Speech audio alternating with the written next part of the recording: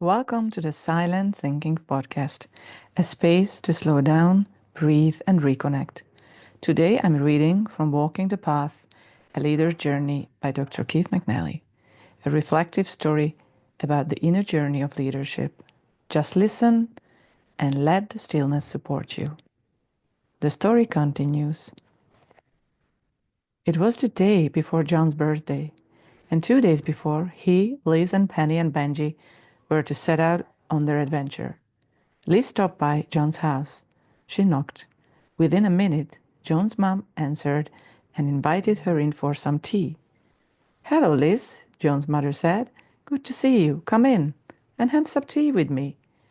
Liz did not hesitate. The weather had turned cooler almost overnight. Hot tea sounded great. Tea would also help her calm her nerves. Now that the departure day was near, her anxiety was high, higher than she anticipated. The fear of the unknown was getting to her. She thought that one last talk with John would help calm her down. Now that she was sitting in John's house with his mother, having some hot tea, made her think of how much she was going to miss home. Even though she was an orphan living with her own aunt and cousin, it was still home. It was where she grew up. It was what she knew. It was home. And she was leaving it, probably for good. John's mother was a petite, quiet lady, but always welcomed a conversation with one of John's friends. As he grew older, he spent a lot of time with Liz. John's mother did not assume too much about the relationship, but she saw that Liz was a pretty young lady. She thought that it would be good to have her as a daughter-in-law someday. As Liz sat, drank her tea, and chatted a bit, John walked into the kitchen from the back of the house. With the change in temperature, the work on the farm shifted to maintenance work and preparing for the cold month ahead. Winter, though short, was typically brutal. Cold, snow, and ice would be the mainstay for at least 3 to 4 months. The food was canned and stored, needed to last that long, and in most good years there was no shortage of food. "Would you like some tea, dear?" John's mother asked. "No, thanks," John replied. "Hey," he said to Liz, "I did not expect to see you here." "I know," Liz said. "Just thought I'd stop by. I haven't talked with your mom, in a while." "Isn't she just so sweet?" John's mother said. John sat down at the table and updated his mother on the work on the farm.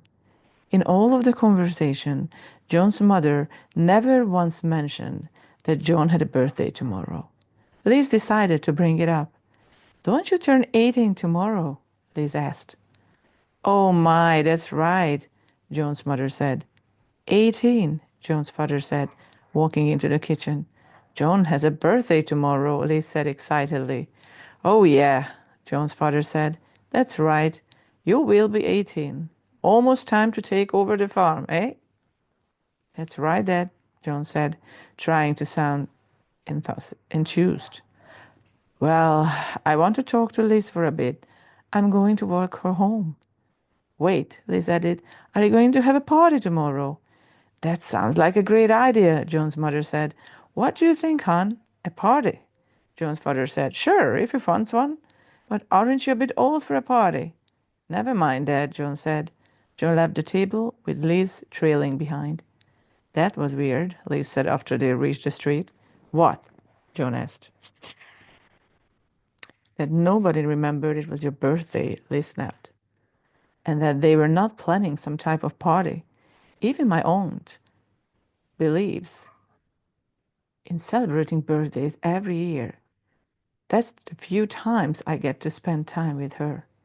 "My parents stopped celebrating birthdays a few years back," John said. "Maybe they don't think they are important anymore. I don't know. Maybe work is too important to think about anything else." "I still think it's weird," Liz said, "and kind of sad too." "Is everything ready?" John asked, wanting to change the subject. "Yes," Liz replied. "Penny and I are ready to go.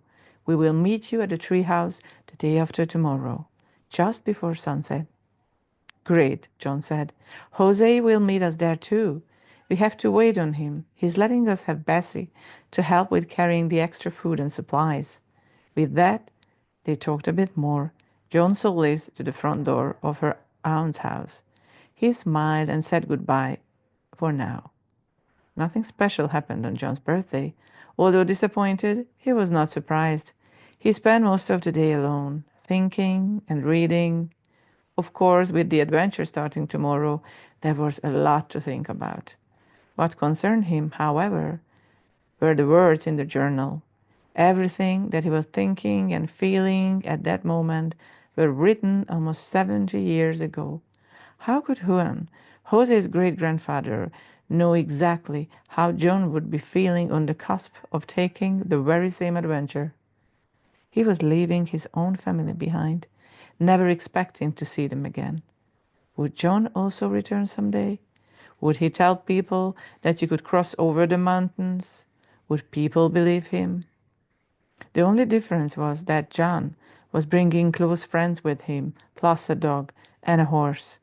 With as many people joining him, he was wondering how he would make the start of the trip as anonymous as he could. It's difficult to hide a horse. John read Juan's words over and over. Thinking back, I probably should have brought my wife and children with me, but that's hindsight because I know the end of the story. Not knowing what to expect, I had to leave home and everyone behind. I put my trust in her and my brother to take care of the house and children. Yet my mind keeps going back to the time before I left, the darkest days of my life. I was preparing a suicide mission. I was doing it all in secret. The experience, the need to plan, and the need for secrecy was surreal and urgent. There are days when I could hardly breathe. On those days, I learned how to breathe. What does that mean? Deep breath, controlled breath. I taught myself how to control my breathing, slowly in, slowly out. My thoughts became clearer. I could focus my thoughts better, and I could calm myself down. Little did I know that at the start how important this would become during my trek over the mountains and my journey through life. If anyone is going to attempt the journey over the mountains, they need to learn to focus. They need to learn to breathe. The day long awaited finally arrived. The team met at the treehouse. The sun was setting. Are we ready? Penny asked, looking back and forth between Liz and John. Liz let out a deep sigh and nodded her head. She made another adjustment to her backpack. Even with just the essentials and several days' worth of food, the pack was still quite heavy. The team agreed to carry as much as they could on them, despite having Bessie carry the bulk of the food. Bessie was old for a horse, despite Jose's continued reassurances that she was still solid and strong. John, Liz, and Penny were not so sure. Bessie could carry what she could at the start. As food rations dropped, as the days go by, her burden would be lighter. Let's do this, John said. It was time to go. All of the planning and preparation was over. It was time for action. To keep from raising any suspicion among people in the valley, especially their parents, the three of them met regularly throughout the past week. Little by little, in small amounts, they brought gear and food to the treehouse. Everything would be ready to go when the time was right. As a secondary precaution, they removed the wooden steps that were nailed to the tree. In case anyone came across the tree, for whatever reason, they would have a difficult time climbing up unless they were agile enough to climb the limbs and branches. With packs on their backs and Benji and Penny's feet, they looked like three adventurers ready to start on a long exploration. Now they were waiting on Jose. How do you feel leading us into the unknown? Liz asked. Honestly, John started, a little scared. This was not time to tell the girls how nervous he felt. Liz probably knew, but did not say anything for Penny's sake. Penny probably guessed at any rate. At the start, everyone needed to remain in good spirits, excited and motivated. There were going to be tough times ahead. Right now, they needed to fill the air with positivity. So which way? Penny asked. The deer path is just beyond the tree line, John answered. About 50 yards in. They've already started moving out since the weather has turned cooler. John paused. He looked toward the west. The path leads west and north. How do you know they migrate? Penny asked. The deer live in the woods, John said. In the winter, there's no food for them to eat. They must know of a place where there is food when the weather turns cold here in the valley. That's where we want to go. Sounds good, Liz said. Let's get going. We might get to hunt some deer on the way. Sorry, Liz, John said. No deer hunting on this trip, at least not at the start. We need to put as many miles as possible between us and this valley in a short period of time. He looked at Benji.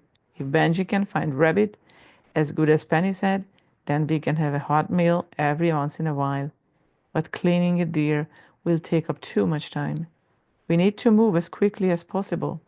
Also, Bessie should have enough food with her for at least a while.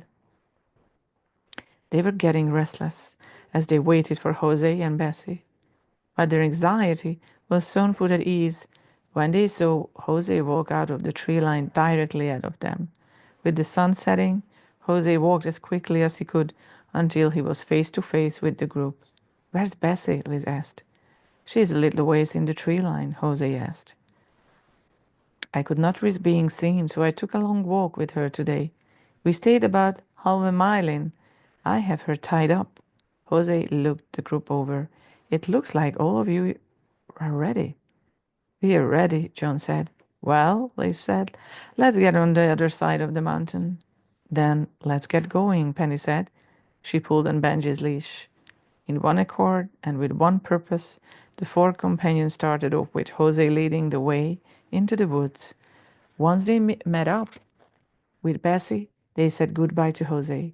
John gripped the reins and began to lead Bessie forward. John's initial calculations paid off.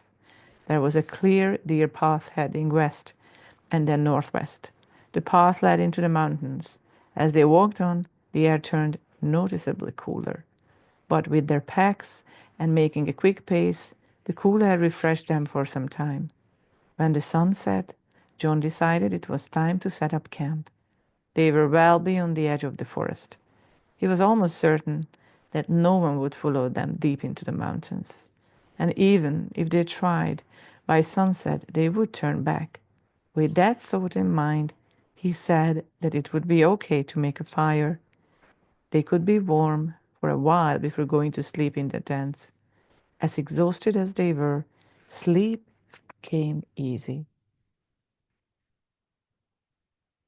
Thank you for sharing this quiet moment with me.